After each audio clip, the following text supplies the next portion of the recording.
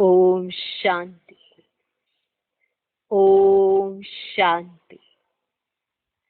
आज की तारीख है 30 अप्रैल 2020। साकार महावाक्य। बाबा कहते, मीठे बच्चे, बाप की श्रीमत तुम्हें सदा सुखी बनाने वाली है।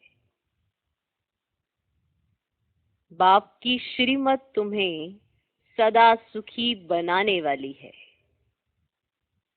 इसलिए देहधारियों की मत छोड़, एक बाप की श्रीमत पर चलो।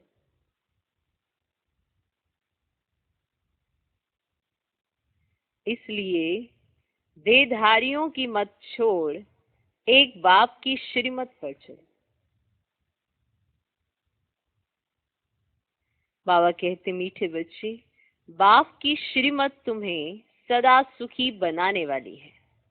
इसलिए देहधारियों की मत छोड़, एक बाप की श्रीमत पर चलो।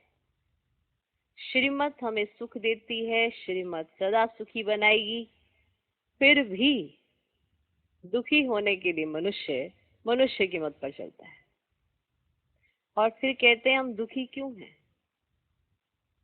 मालूम है कि श्रीमत क्या है, मनमत परमत क्या है। ऐसा नहीं है कि मालूम नहीं है, मालूम है। हम ब्राह्मण बच्चों को ये मालूम है कि श्रीमत क्या है। फिर भी मनमत और परमत पर चल दुखी होना चाहते हैं। और जब दुखी होते हैं फिर कहते हैं, बाबा ऐसा क्यों हो रहा है? अब दुखी होने का कारण दूसरे की मत, रावण की मत। सुखी होने का साधन श्रीमत, बाप की मत। फिर कहेंगे, चॉइस हर एक की अपनी अपनी है। कौन किस पे चलता है ये वो स्वयं तय करता है।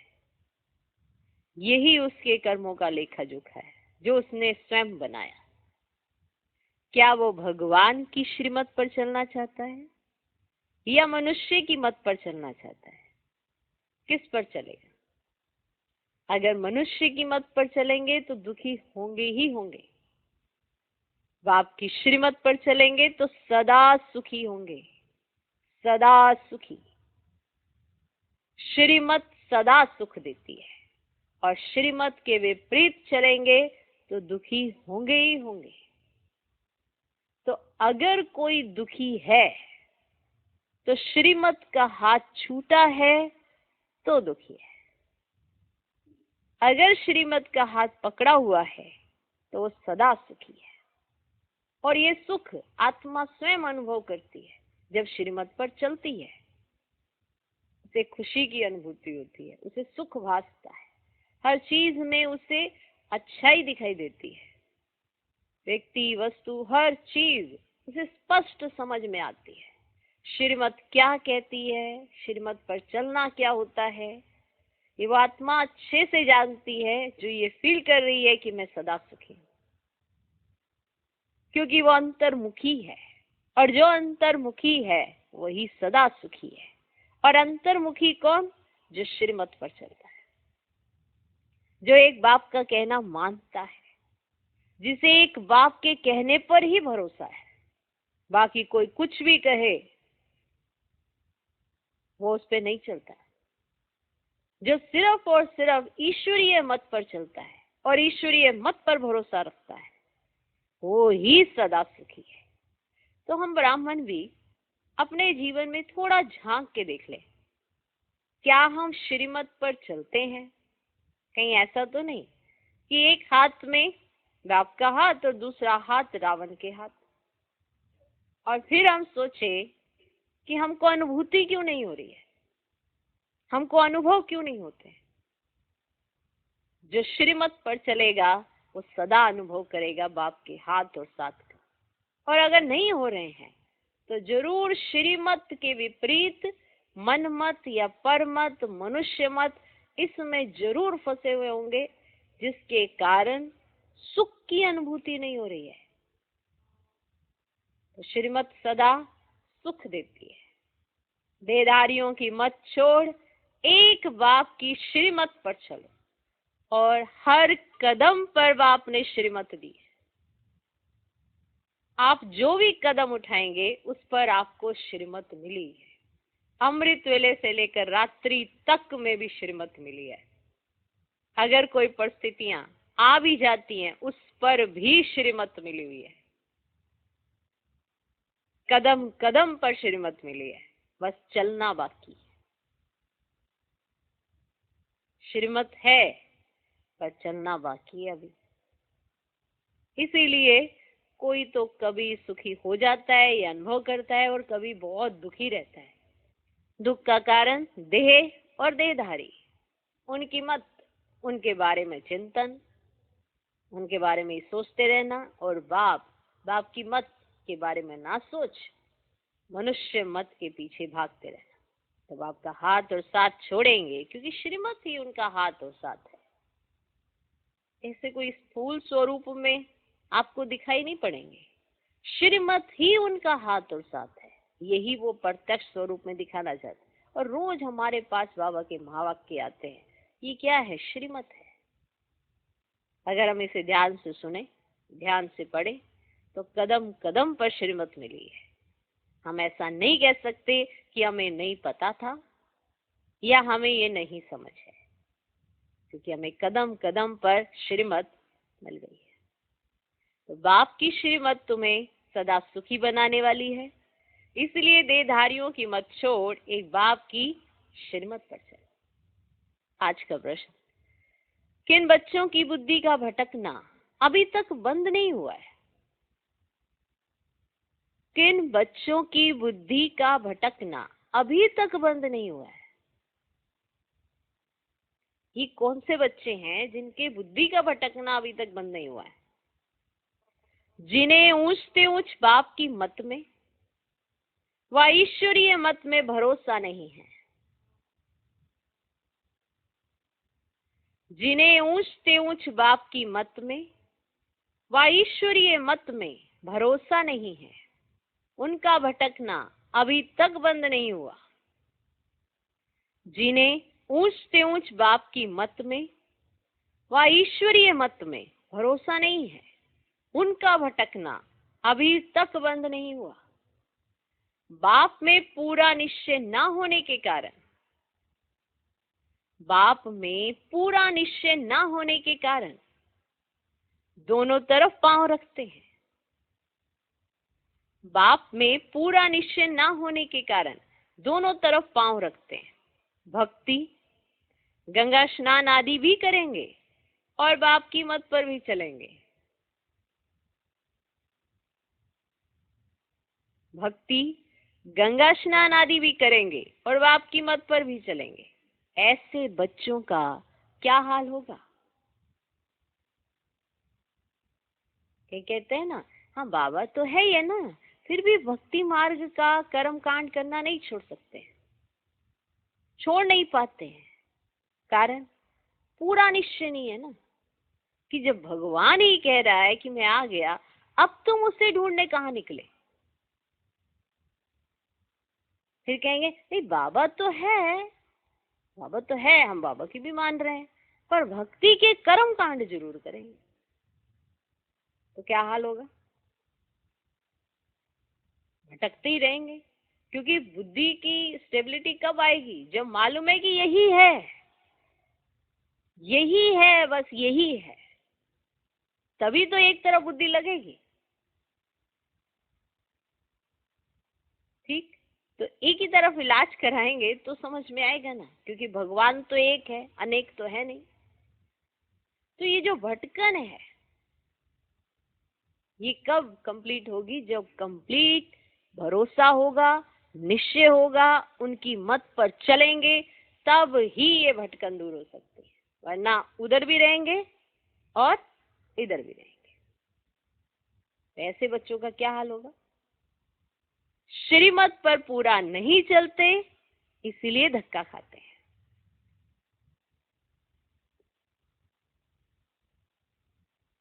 श्रीमत पर पूरा नहीं चलते, इसीलिए धक्का खाते हैं।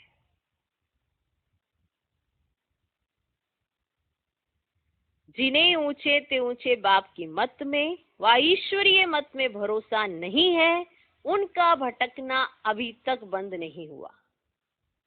बाप में पूरा निश्चय ना होने के कारण दोनों तरफ पांव रखते हैं।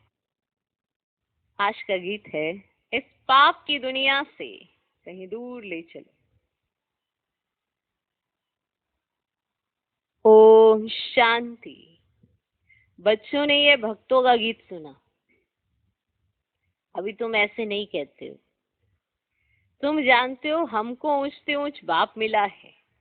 वह एक ही ऊंचते ऊंच है, एक ही, दूसरा तीसरा कोई नहीं है। वह एक ही ऊंचते ऊंच है। बाकी जो भी इस समय के मनुष्य मात्र हैं, सब नीचते नीच हैं। ऊंचते ऊंच मनुष्य भी भारत में ये देवी देवताएं ही थे। उन्हों की महिमा है सर्वगुण संपन्न, 16 कला संपूर्ण। अब मनुष्यों को ये पता नहीं है कि इन देवताओं को इतना ऊंच किसने बनाया। अभी तो बिल्कुल ही पतित हो पड़े हैं। बाप है ऊंचते ऊंच, साधु संत आदि सब उनकी साधना करते हैं। ऐसे साधुओं पिछाड़ी मनुष्य आधा कल्प भटके हैं। है ना? साधुओं को देखकर ये आकर्षण होता था कि इन्होंने परमात्मा को पा लिया है, तो उनके पीछे मनुष्य आधा कल्प भटके हैं। अभी तुम जानते हो बाप आया हुआ है। हम बाप के पास जाते हैं, वे हमको श्रीमत देकर श्रेष्ठ ते श्रेष्ठ सदा सुखी बनाते हैं। रावण की मत पर तुम कितने तुच्छ बुद्धि बने हो, तुच्छ बुद्धि। अब तुम और किसकी मत पर ना चलो, क्योंकि रावण की मत पर तुम तुच्छ बुद्धि बन गए। आप कभी सोचना, हमारी बुद्धि जो अच्छा सोच सकती है, वो एक साधारण सी एक्टिविटीज में बुरा क्यों सोच लेती है? यही है रावण का असर। रावण का असर यही है। सिंपल सा एक सीन होगा, उसमें आप अच्छा सोच सकते हो, लेकिन अब आपके पास समझ तो है, पर समझ अप्लाई नहीं हो पा रही है। ये है तुच्छ बुद्धि की निशानी। कहीं पर भी देखते हैं, कोई छोटे छोटे बच्चे आपस में प्यार से खेलते भी हैं, कूदते भी हैं, फिर एक जैसे हो जाते हैं। आपने कभी देखा है उनको खेलते हुए? कभी भी आपस में ऐसे से भी करेंगे, पर एक खेल लगेगा उनका, खुंदस नहीं लगती, एक संस्कार नहीं लगता कि ये ऐसा ही है बच्चा। खेलते हुए बच्चा हर तरह की एक्टिविटी करता है, लेकिन वो गांठ नहीं बांधता। तुच्छ बुद्धि मनुष्य क्या है? रावण के संग की वजह से आज हमारी बुद्धि कैसी है कि हम तमो प्रधानता कोई गांठ बांधे हुए, और फिर भी समझ होते हुए भी अप्लाई ही नहीं कर पाते। सोचना है तो बुरा ही सोचना है। ये है तुच्छ बुद्धि की निशानी। रावण की मत पर चलने से हमारी बुद्धि आत्मा की शक्ति जो अच्छा हमें दे सकती है, पर अच्छा दे नहीं पाती। जो निर्णय उसे देना चाहिए, वो अच्छा देना चाहिए, पर नहीं दे पाती। देहाभिमान आ जाता है, घड़ी घड़ी देहाभिमान। किसी की बात को जरा सा रोको और टोको, देहाभिमान। आप किसी के भले की भी बात करो, अगर देहाभिमान है तो उसे भला भी पसंद नहीं आने वाला अपना। उसे लगेगा मुझ में इतनी समझ है, मुझ में इतनी अक्ल है, ज्यादा राय देने की जरूरत नहीं। माना हम एक तरफ सोचते हैं कि हम दैवी गुणों से संपन्न बने, लेकिन हमें किसी का कहना जब बुरा लगने लगता है तो कौन से गुण की कमी है? सिंपल सी बात, किसी ने कोई डंडा दे नहीं मारा है, कुछ सिंपल सी बात में भी जब देहाभिमान जागने लग जाता है, तो आप सोचो हमारे पास, हमारी बुद्धि में ताकत तक कम है। कहाँ आएगा देहाभिमान? आपस में ही तो आना है। बाहर से तो किसी ने नहीं पार्सल करना, आपस में ही आना है। आप देखना, रोज हमें देह अभिमान के कई लक्षण आते हैं। कई क्या उतने ही लक्षण देही अभिमानी के आते हैं? कुछ नहीं कर रहे, फिर भी बहुत कुछ कर रहे हैं। घर में बैठे हैं, घर में बैठे 4-5 लोगों के बीच में हैं, फिर भी परेशान है। किससे? देह अभिमान से। क्योंकि रावण की मत तो बुद्धि में है ना, जो हमको तुच्छ बना देती है। तो बाबा कहते हैं, अब तुम और किसकी मत पर ना चलो। मुझ पतित पावन बाप को बुलाया है, फिर भी डुबोने वालों पिछाड़ी तुम क्यों पड़ते हो? जो तुमको डुबोएंगे, माना अगर किसी मनुष्य की मत पर चलोगे तो वो मत तुम्हें डुबोएगी, फिर भी उसके पिछाड़ी लग पड़ते। एक की मत को छोड़ अनेकों के पास धक्का क्यों खाते रहते हो? जो एक आपके लिए सब कुछ करने को तैयार है, उसकी मत पर ना चल, अनेकों के पास धक्का खाते हैं। कई बच्चे ज्ञान भी सुनते रहेंगे, फिर जाकर गंगा स्नान भी करेंगे, गुरुओं के पास भी जाएंगे। बाप कहते वे गंगा कोई पतित पावनी तो है नहीं, फिर भी तुम मनुष्यों की मत पर जाए स्नान आदि करेंगे, तो बाप कहेंगे मुझ ऊंच से ऊंच बाप की मत में भी भरोसा नहीं है। एक तरफ है ईश्वरीय मत और दूसरी तरफ है आसुरी मत, उनका हाल क्या होगा? दोनों तरफ पांव रखा तो चिर पड़ेंगे। चिर पड़ेंगे माना समझ ही नहीं आएगी क्या करें क्या ना करें, चिर पड़ेंगे। बाप में भी पूरा निश्चय नहीं रखते हैं, कहते भी हैं बाबा हम आपके हैं, आपकी श्रीमत पर हम श्रेष्ठ बनेंगे, हमको उच्च से उच्च बाप की मत पर अपने कदम रखने हैं, शांतिधाम सुखधाम का मालिक तो बाप ही बनाएंगे। फिर बाप कहते हैं जिसके शरीर में मैंने प्रवेश किया है उसने तो 12 गुरु किए, फिर भी तमो प्रधान ही बना है, फायदा कुछ नहीं हुआ। अब बाप मिला है तो सबको छोड़ दिया। ऊंच से ऊंच बाप मिला, बाप ने कहा है hear no evil see no evil, परंतु मनुष्य है बिल्कुल पतित तमो प्रधान बुद्धि, यहां भी बहुत है, श्रीमत पर चल नहीं सकते। यहां भी बहुत है, श्रीमत पर चल नहीं सकते, ताकत नहीं है, माया धक्का खिलाती रहती है। क्योंकि रावण है दुश्मन, राम है मित्र। कोई राम कहते, कोई शिव कहते, असल नाम है शिव बाबा। मैं पुनर्जन्म में नहीं आता हूँ, मेरा ड्रामा में नाम शिव ही रखा हुआ है। एक चीज के 10 नाम रखने से मनुष्य मूंझे हुए हैं, जिसको जो आया नाम रख दिया। असल मेरा नाम शिव है।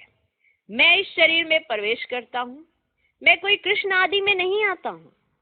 वह समझते हैं विष्णु तो सूक्ष्म वतन में रहने वाला है, वास्तव में वह है युगल रूप प्रवृत्ति मार्ग का। बाकी 4 भुजा कोई होती नहीं है, 4 भुजा माना प्रवृत्ति मार्ग, 2 भुजा है निवृत्ति मार्ग। बाप ने प्रवृत्ति मार्ग का धर्म स्थापन किया है, सन्यासी निवृत्ति मार्ग के हैं। प्रवृत्ति मार्ग वाले ही फिर पावन से पतित बनते हैं, इसलिए सृष्टि को थमाने लिए सन्यासियों का पाठ है पवित्र बनने का। प्रवृत्ति मार्ग वाले जब पावन से पतित बनते हैं, ध्यान से सुनने वाला पॉइंट है, प्रवृत्ति मार्ग वाले माना घर गृहस्थ में रहने वाले, जब ये पावन है तो सन्यासियों का पाठ नहीं है, लेकिन जब ये पावन से पतित बनते हैं फिर शुरू होता है सन्यासियों का पाठ। इसलिए सृष्टि को थमाने के लिए सन्यासियों का पाठ है पवित्र बनने का। वह भी लाखों करोड़ों है। मेला जब लगता है तो बहुत आते हैं, वे खाना पकाते नहीं हैं, गृहस्थियों की पालना पर चलते हैं। कर्म संन्यास किया फिर भोजन कहाँ से खाएं? तो गृहस्थियों से खाते हैं। गृहस्थी लोग समझते हैं यह भी हमारा दान हुआ। अगर हमने सन्यासी को खिलाया तो गृहस्थी क्या समझते हैं कि ये हमारा दान हुआ। ये भी पुजारी पतित था, फिर अभी श्रीमत पर चल पावन बन रहे हैं। अभी इन्हें भी श्रीमत मिल रही है, हमें भी श्रीमत मिल रही है और हम पावन बन रहे हैं, बाप से वर्षा लेने का पुरुषार्थ कर रहे हैं। तब कहते हैं फॉलो फादर करो, जैसे इन्होंने किया वैसे आप भी करिए। फॉलो फादर करो। माया हर बात में पछाड़ती है, देह अभिमान से ही मनुष्य गफलत करते हैं, देह अभिमान से। ये देह अभिमान घड़ी घड़ी आता है, देह अभिमान से ही मनुष्य गफलत करते हैं। भल गरीब हो व साहूकार हो, परंतु देह अभिमान जब टूटे ना। गफलत कब होती है, गलतियां कब होती हैं? देह अभिमान की। दूसरा गलती कर रहा है, तीसरा गलती कर रहा है, मत जाओ, आप देखो देह अभिमान कहाँ आया है। भल गरीब हो व साहूकार हो, परंतु देह अभिमान जब टूटे ना। देह अभिमान टूटना ही बड़ी मेहनत है। ये देह अभिमान जो है, ये व्यवहारिकता में ये देखा जाता है। देही अभिमान ये अवस्था ये व्यवहारिकता में देखी जाती है। संबंध संपर्क में जब हम रहते हैं, आपस में संगठन में जब रहते हैं, तो वहां दिखता है। देह अभिमान टूटना ही बड़ी मेहनत है। बाप कहते तुम अपने को आत्मा समझ, देह से पाठ बजाओ। तुम देह अभिमान में क्यों आते हो? तुम देह अभिमान में क्यों आते हो? ड्रामा अनुसार देह अभिमान में भी आना ही है। इस समय तो पक्के देह अभिमानी बन पड़े, पक्के देह अभिमानी। बाप कहते तुम तो आत्मा हो, आत्मा ही सब कुछ करती है। आत्मा शरीर से अलग हो जाए, फिर शरीर को काटो, आवाज कुछ निकलेगा? शरीर से आत्मा निकल गई, अब शरीर को काटो, कुछ निकलेगा? आवाज आएगी? नहीं। आत्मा ही कहती है मेरे शरीर को दुख मत दो। आत्मा अविनाशी है, शरीर विनाशी है। अपने को आत्मा समझ, मुझ बाप को याद करो। देह अभिमान छोड़ो। किसी ने आपको रोका, किसी ने आपको टोका, आपको देह अभिमान आ गया, नुकसान किसका? अपना है कि नहीं है? अपना ही है, फिर भी आपने लिया। इसलिए बाबा कहते अपने को आत्मा समझ, मुझ बाप को याद करो, देह अभिमान छोड़ो। तुम बच्चे जितना देही अभिमानी बनेंगे, तुम बच्चे जितना देही अभिमानी बनेंगे, उतना तंदुरुस्त और निरोगी बनते जाएंगे। तुम बच्चे जितना देही अभिमानी बनेंगे, उतना तंदुरुस्त और निरोगी बनते जाएंगे। इस योग बल से ही तुम 21 जन्म निरोगी बनेंगे। 21 जन्म कहे, माना ये संगम का जन्म भी है कि अगर कहना मानेंगे बाप का, तो ये वाला जन्म तो एकदम बहुत बढ़िया रहेगा। जितना बनेंगे उतना पद भी ऊंच मिलेगा, सजाओं से बचेंगे, नहीं तो सजाएं बहुत खानी पड़ेगी। तो कितना देही अभिमानी बनना है। कईयों की तकदीर में ये ज्ञान है ही नहीं।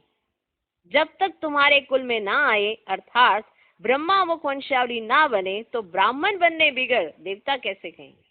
भला आते बहुत हैं, बाबा बाबा लिखते और फिर कहते भी हैं, परंतु सिर्फ कहने मात्र। एक दो चिट्ठी लिखी फिर गुम। वह भी सत्युग में आएंगे, परंतु प्रजा में। प्रजा तो बहुत बनती है ना।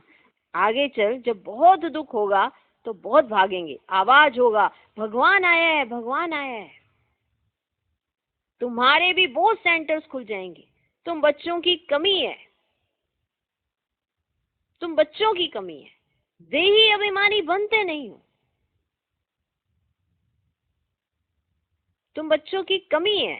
देही अभिमानी बनते नहीं हो। अर्जुन बहुत देह अभिमान है।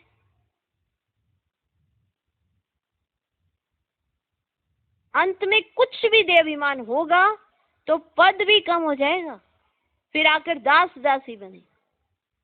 दास दासियां भी नंबरवार ढेर होती है। राजाओं को दासियां दहेज में मिलती हैं, साहूकारों को नहीं मिलती। बच्चों ने देखा है राधे कितनी दासियां दहेज में ले जाती है। आगे चल तुमको बहुत साक्षात्कार होंगे। हल्की दासी बनने से तो साहूकार प्रजा बनना अच्छा है। हल्की दासी है ना, जब श्रीमत पे नहीं चलते तो हल्की दासी हो गए ना। मुख से बाबा बाबा आज कहा और कल भूल गए। साहूकार प्रजा माना पुरुषार्थ करे, मेहनत तो करे थोड़ी। दासी अक्षर खराब है, दासी अक्षर खराब है। प्रजा में साहूकार बनना फिर भी अच्छा है, बाप का बनने से माया और ही अच्छी खातिरी करती है। रुस्तम से रुस्तम होकर लड़ती है, देह अभिमान आ जाता है।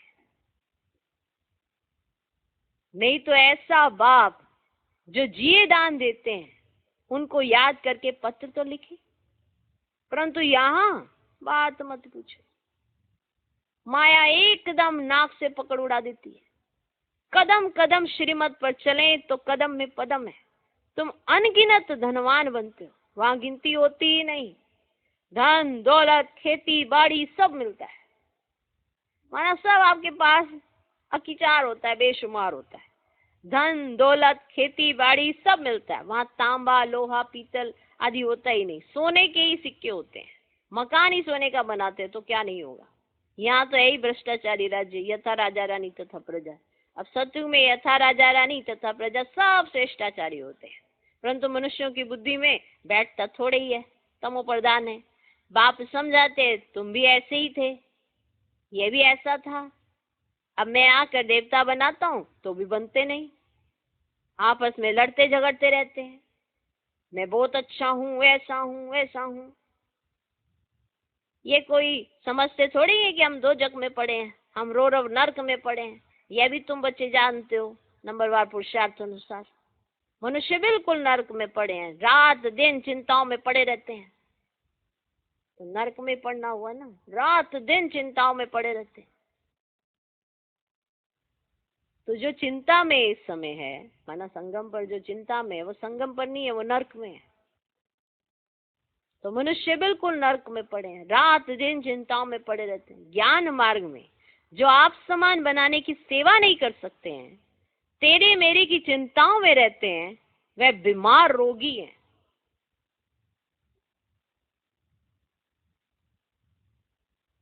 जो ज्ञान मार्ग में आप समान बनाने की सेवा नहीं कर सकते, माना जितना आपको समझ में आया उतना दूसरे को आगे तो बढ़ाओ, तेरे मेरे की चिंताओं में रहते हैं, तेरे मेरे की चिंताओं में रहते हैं, वे बीमार रोगी हैं। बाप के सिवाय और किसी को याद किया तो वे विचारी हुए ना। बाप कहते और कोई की मत सुनो, मेरे से ही सुनो, मुझे याद करो। देवताओं को याद करे तो भी बेहतर है, मनुष्य को याद करने से कोई फायदा नहीं। यहाँ तो बाप कहते तुम सिर भी क्यों झुकाते हो। तुम इस बाबा के पास भी जब आते हो ना तो शिव बाबा को याद करके आओ। दादियाँ स्पेशल समझाती थी, अगर शिव बाबा की याद में बैठेगा तो बाबा तक वाइब्रेशन जाएंगे, याद में फिर आएगा ना उससे अच्छे वाइब्रेशन है। बाप के सिवाय और किसी को याद किया तो वह भी चरी हुए ना। बाप कहते और कोई की मत सुनो, मेरे से ही सुनो, मुझे याद करो। देवताओं को याद करे तो भी बेहतर है, मनुष्य को याद करने से कोई फायदा ही नहीं। यहाँ तो बाप कहते तुम सिर भी क्यों झुकाते हो। तुम इस बाबा के पास भी जब आते हो ना तो शिव बाबा को याद करके आओ। शिव बाबा को याद नहीं करते हो तो गोया पाप करते हो। बाबा कहते पहले तो पवित्र बनने की प्रतिज्ञा करो, शिव बाबा को याद करो। बहुत परहेज है, बहुत मुश्किल कोई समझते हैं, इतनी बुद्धि नहीं है। बाप से कैसे चलना है, इसमें तो बड़ी मेहनत चाहिए। माला का दाना बनना कोई मासी का घर थोड़ी है। माला का दाना बनना कोई मासी का घर थोड़ा है, ये मेहनत करनी होती है। देखना अपने अंदर कहाँ कहाँ देवाभिमान है और क्यों है, क्या मिलेगा आपको। मुख्य है बाप को याद करना। तुम बाप को याद नहीं कर सकते। बाप की सर्विस, बाप की याद कितनी चाहिए। बाबा रोज कहते हैं पोता में निकालो। जिन बच्चों को अपना कल्याण करने का ख्याल रहता है वे हर प्रकार से पूरी पूरी परहेज करते रहेंगे। जिनको ख्याल रहता है कि मेरा कल्याण होना चाहिए,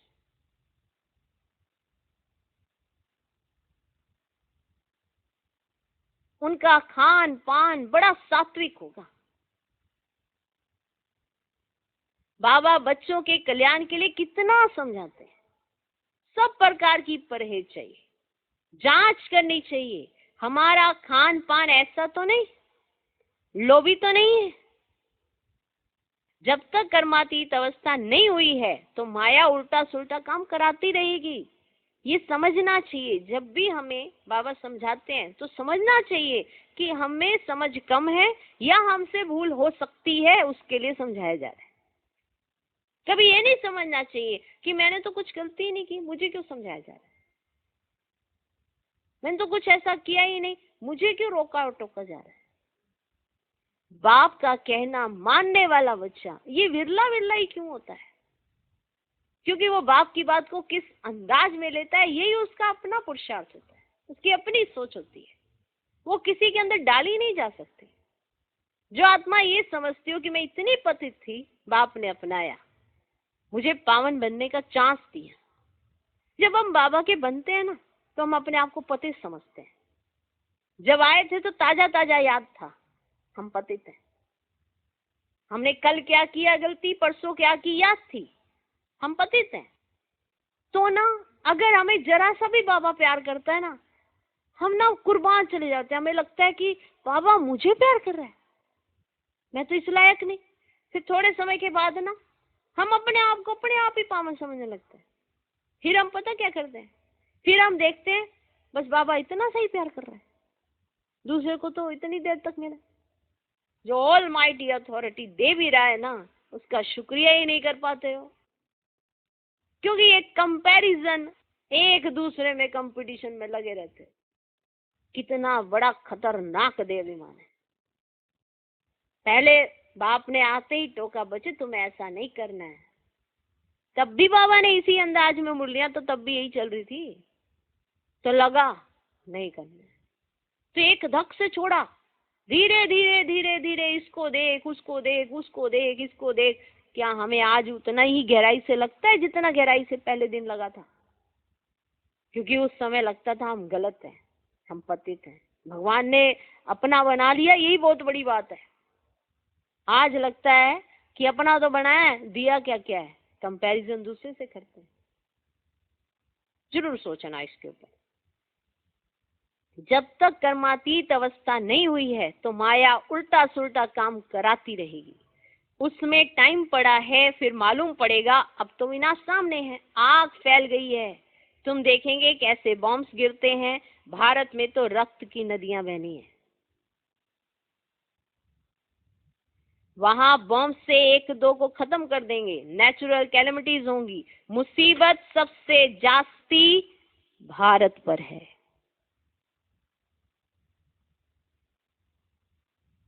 अपने ऊपर बहुत नजर रखनी है, हम क्या सर्विस करते हैं। कितने को आप समान नर से नारायण बनाते हैं।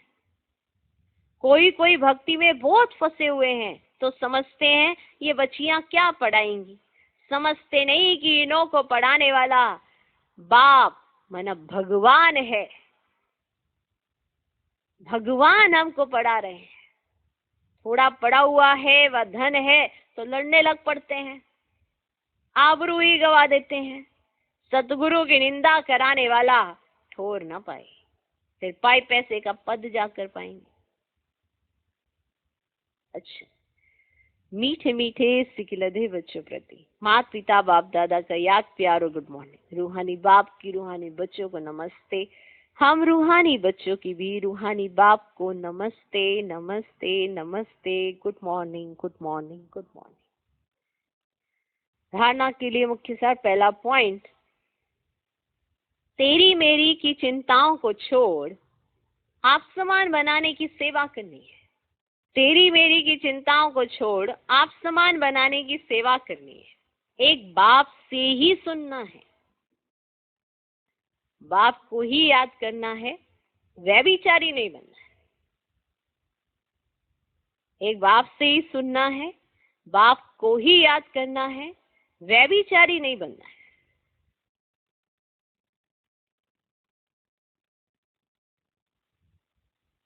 दूसरा पॉइंट, अपने कल्याण के लिए खान पान की बहुत परहेज रखनी है।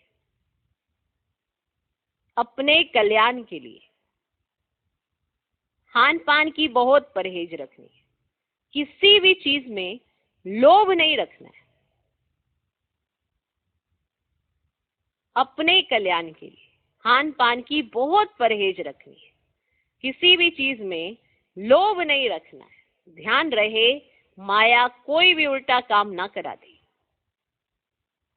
ध्यान रहे माया कोई भी उल्टा काम ना करा दे। आज का वरदान, प्रैक्टिकल जीवन